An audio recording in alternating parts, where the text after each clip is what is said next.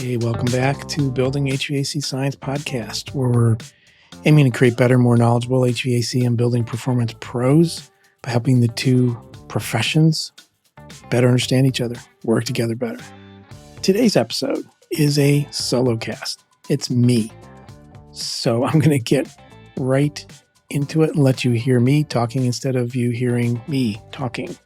But the title of this episode is Innovation in HVAC, the quiet shifts that matter most. As my mom used to say, be careful about the quiet ones. Maybe she was talking about me. Ugh.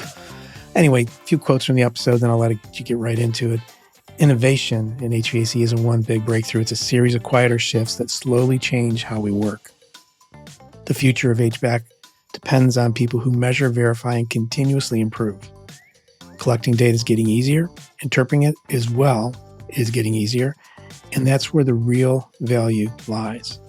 And true innovation isn't about chasing trends. It's about reducing uncertainty and delivering better outcomes.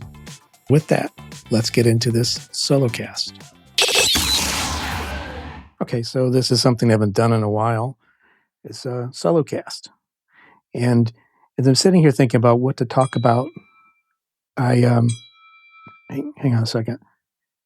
Hey, Bill, would you be interested in doing a solo cast? Oh. And the topic might be innovation in HVAC. Summary of all the guests you've had on and all the new tech you've talked about. And wow, that's a great idea. So when people talk about innovation in HVAC, they jump straight to new equipment, the next big technology. That's flashy, it's sexy, it's what attracts attention, it's what sometimes what attracts money. But after talking with hundreds of guests on Building HVAC Science, and this is episode 251, so yes, it's been hundreds of guests generally. Sometimes I do talk to myself, but I'm not a guest, am I? Anyway, I've come to see innovation differently. And I think what's not changing in our industry is not one specific breakthrough. It's a collection of quieter shifts. And quieter shifts take a little bit longer to deploy and longer to get noticed. But sometimes they embed themselves so tightly in the fabric of the industry, it makes the biggest difference. One of those shifts, and it's been part of me since I entered the industry in 1988, is better measurement.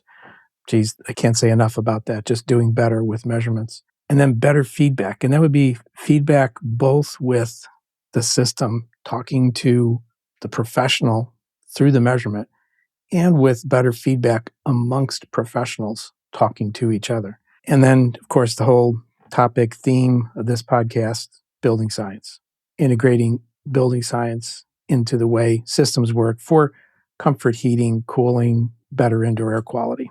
So in this episode, I'm going to step back a little bit and share what I've observed across all these conversations. And these aren't predictions. These aren't hype. This is just patterns that I've seen, that I've recognized from people who are actually doing the work.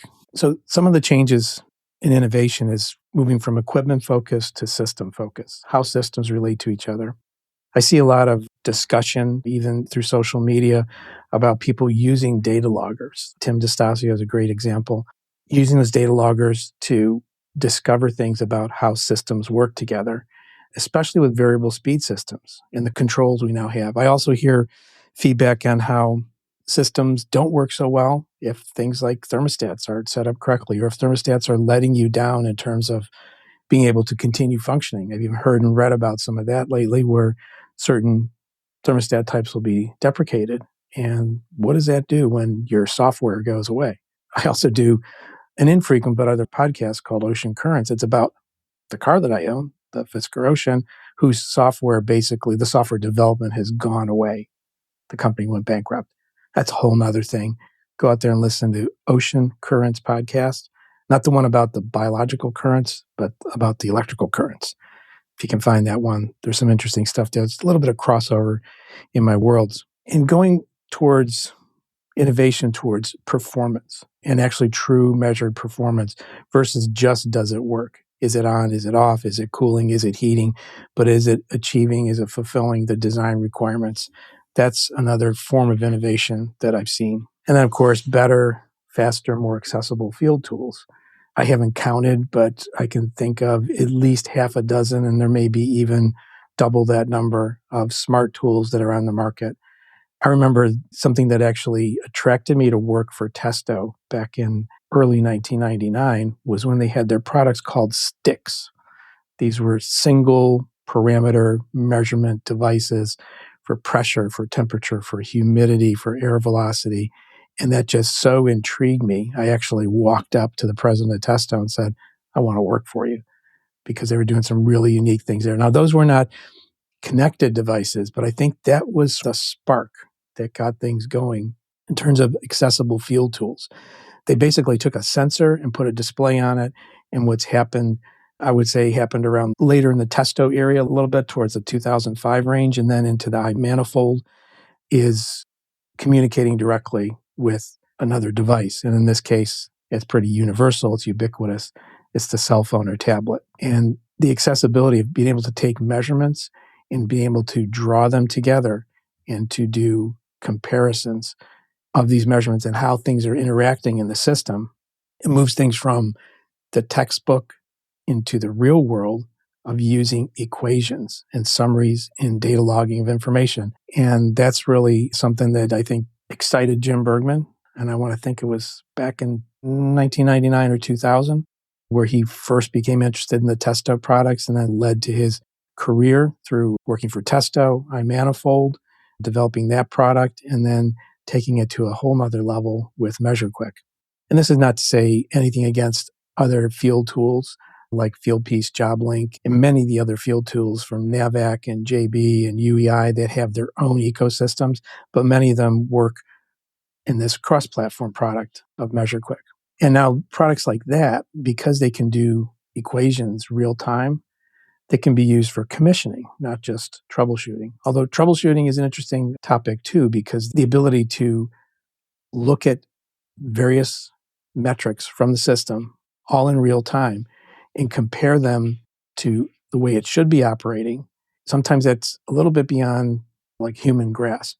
You might need to pull out a sheet of paper or something to make a calculation on, whereas troubleshooting through smart tools, connected tools, can happen so much more quickly, so much more reliably, and it's documented in terms of where the measurement's taking place, the time and the date of measurement. And this kind of real-time feedback, when you're actually out there working in the field, can reduce the guesswork. It can raise accountability. You're responsible for your work, but you're using a great tool for your work.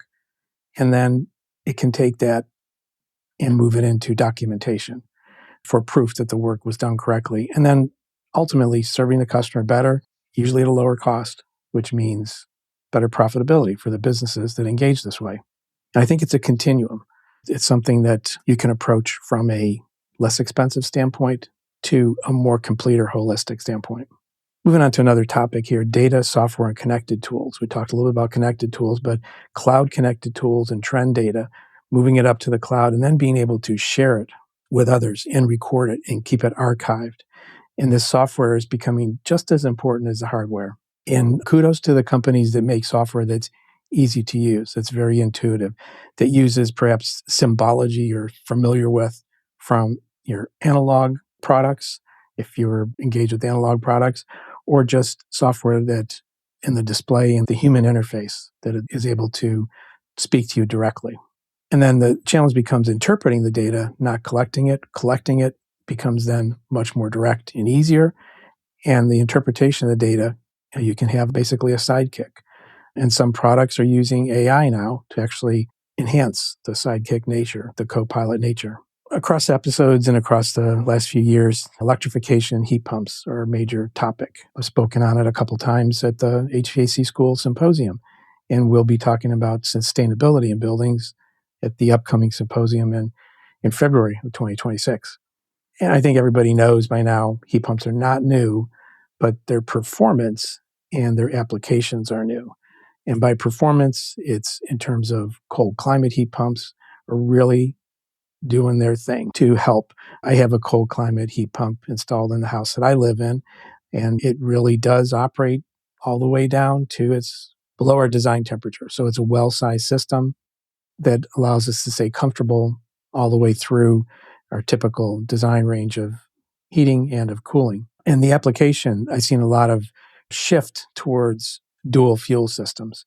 And I think that makes a lot of sense. There's no need to electrify for electrification's sake, but to look at it like a economic or strategic decision. If you're in a new design, if you're in a design stage with a new property, new building or remodel, take a look at heat pump only.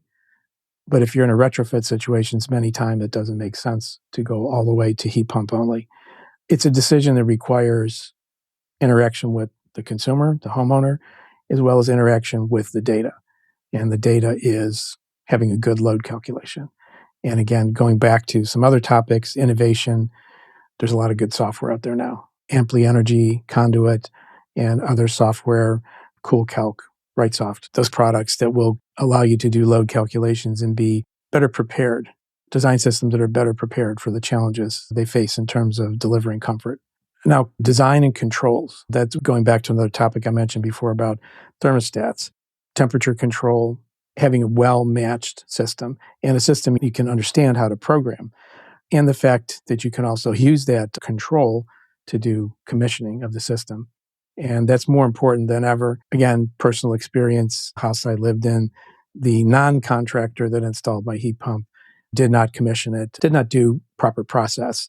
And I got the help of Jim Bergman, like emergency call the doctor, and he came out on the day after New Year's Day, 2021, to help commission the system, and then found out that it was basically destroyed because of a moisture leak into the system. Getting ahead of those kind of problems is good because I had to wait like about a full month before I could get the system replaced and was running on resistance heat the whole time. Not something I'm very proud of or happy about, but it's real experience. Shifting a little bit into ventilation, IAQ, and health. IAQ, indoor air quality, moved from really being a niche topic to mainstream. And IAQ, I'll say, is often a hot button because some devices are labeled as enhancing indoor air quality when they may actually detract from it. What I'm talking about are the pillars of IAQ. That's something that HVAC school promoted, I want to say back in 2021, 2020, 21, 2022. Temperature control, humidity control, and having fresh air. Now, fresh air all of a sudden has got air quotes dropped around it because outdoor air isn't always fresh air, and we usually think of the outdoor air as being the source of fresh air. That's evolved into sensors that are sensing both indoor and outdoor constituents. Indoor, most usually CO2 as a surrogate indicator of air quality or air freshness. Particulates, which can be, large source can be indoors, but also in different weather events and natural events like forest fires, particulates can be released into the atmosphere. Interestingly, I have a SERV2 CERV, conditioning ERV from Build Equinox in my house. They asked me about a year ago to become a beta site for their sensor enhancements, which are called particulate defense mode. Fancy name, but really that's what it does. It has an outdoor CO2, VOC, and particulate sensor, as well as an indoor one. And it takes a look at whether it's better to bring in outdoor air or just recirculate the indoor air through filtration, perhaps even carbon filters to reduce CO2. And HVAC, because it's the main source of air circulating through a home, it's being seen as the place to install IAQ, the place to control indoor air quality. But that's not always the best situation. Using things like whole house monitors, Haven makes a great one, as well as Haven's introduced a new room air monitor that allow you to do spot measurement and even do a take along to do a quick assessment when you're if you're a contractor and you're working in someone's home. I would take a look at those products too if you're interested in what IAQ has to offer. There's a lot of other great products out there for indoor air quality measurement, radon measurements, other CO2 meters, things like AirThings.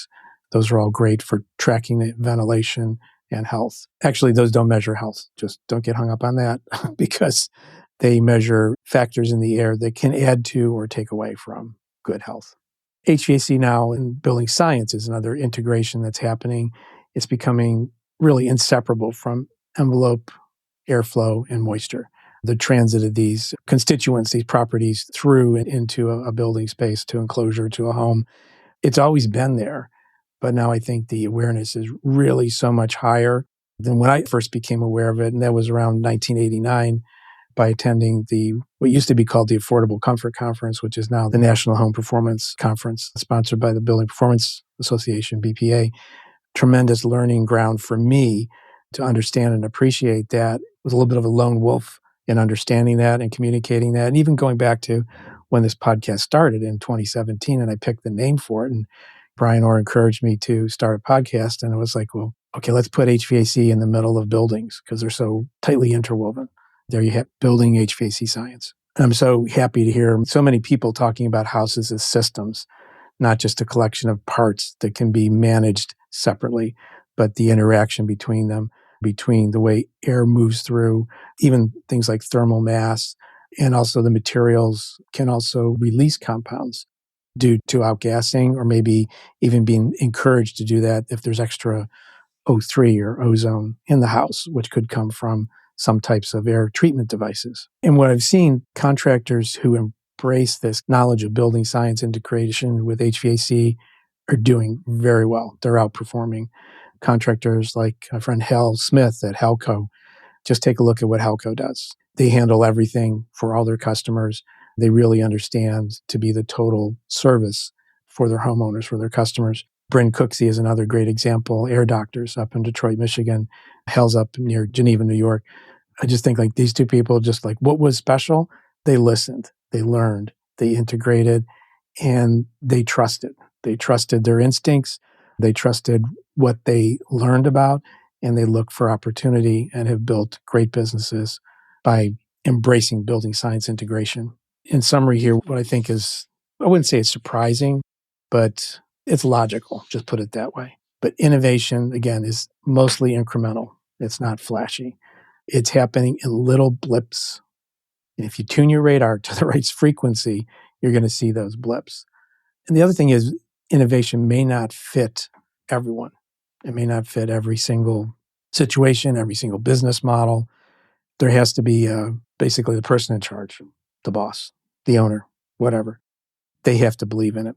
Another great example, I thought of that when I thought of someone in charge who believes in it and is bringing his team along for a great ride, is Anthony Wu of Climatization ACG near Montreal, Canada. Really embracing it, just a absolute voracious consumer of information, questioning others, questioning himself, learning left and right, and bringing his team along to learn with him. Doing a great job at that. That's another successful contractor. So if there's one thing that keeps coming up in this process, and thank you for staying this long into the conversation, to the monologue, the future of HVAC depends on the people who measure, verify, and continuously improve. Geez, coming from the mouth of a guy who sells measuring equipment, that sounds a little self-serving, but it's what I really believe. It's funny. Take a moment to think about how many things in your life that you do measure. You measure things about your health. You measure time. You measure weather data. You measure mileage on your car. It gives you information to help make decisions. And if the continuous improvement aspect is coming from the stance of reading, studying, listening, observing, challenging, and interacting. So innovation really isn't about chasing the newest tool or the newest trend. It's about reducing the uncertainty, having more information on hand for contractors, for pros, that allow you to deliver better outcomes for homeowners or building owners. The goal of this podcast has always been to surface these ideas early and help the industry move forward in a better direction. And speaking of better direction, better HVAC. That's something Kevin Hart and I, Kevin's from Haven IEQ, we've been building over the last 18 months or so. And I encourage you to take a look at betterhvac.org. That's a nonprofit that we started, a directory to help bring together both these educational resources, help contractors who are seeing it this way about doing better work, a place for them to load up their profiles, and also to reach consumers. We're hoping for some really great things to happen in 2026. As I'm doing this lead-off solo cast for 2026 here, I want to make sure that you're tuned into that, to Better HVAC. And so basically what I'm seeing, contractors, pros who embrace the mindset of surfacing ideas early, paying attention to the little voices. I see many of them are pulling ahead. They're succeeding, they're thriving, and they're interacting and they're giving back. They're out there sharing this information, learning, doing, sharing. The premise of, again, this podcast, which I hope you appreciated, understood, maybe were challenged by some of the little things we talked about here. Thank you all.